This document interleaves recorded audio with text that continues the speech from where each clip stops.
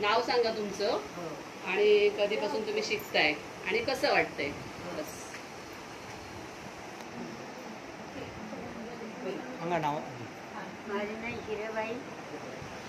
मी ज्या ज्या दिवसापासून शाळेमध्ये यायला लागले त्या दिवसापासून मी एकदम जिवंत झाले आणि जिवंत झाले मला एकदम हुरूप लागला की आता अजून आता घरीच राहायचं नाही, शाळेमध्येच जायचं.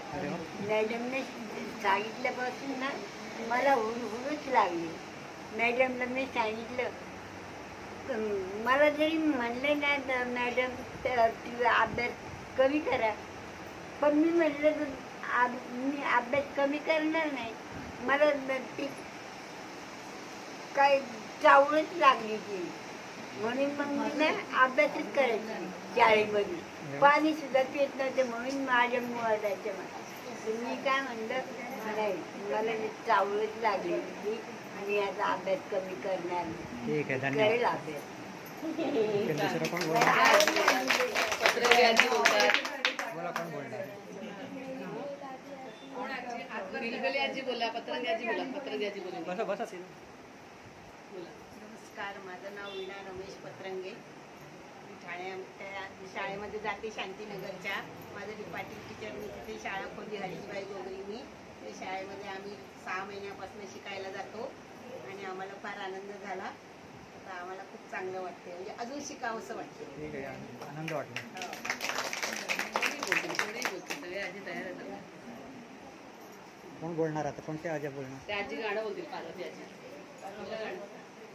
शाळेचं गाणं म्हणत तुम्ही ते म्हणता. छान म्हणतात. माझं नाव नमस्कार, माझे नाव पार्वती महादेव शिरसाट.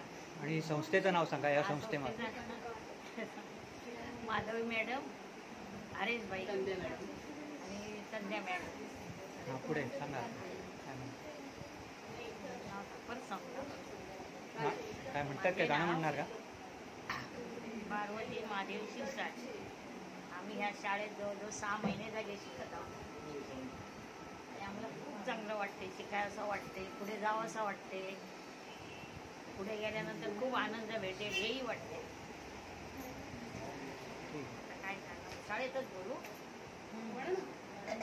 म्हणायचं का? म्हणा. चला चला जाऊ बाई आजी आईच्या शाळेला, पाटी आणि पेन्सिल घेऊ जाऊ शिकण्याला. अडाणी मी असल्यानं मन उदशीन, हुर हुर वाटे बाई कधी मी शिकेन. कधी नवा कोर वाचाया हातात, डोळे असून वाचायला मला नाही येत. पत्र माझ्या पतीला ग कोण धाडणार, अडाणी मी गोळाबाई कशी लिहिणार. अनुभव आला मजला सांगते मी चोख, अनाठाई नाही बाई शिक्षण सुरेख. चला चला जाऊ बाई आजी आईच्या शाळेला, आजी आईच्या शाळेला. छान म्हटलं गाणं.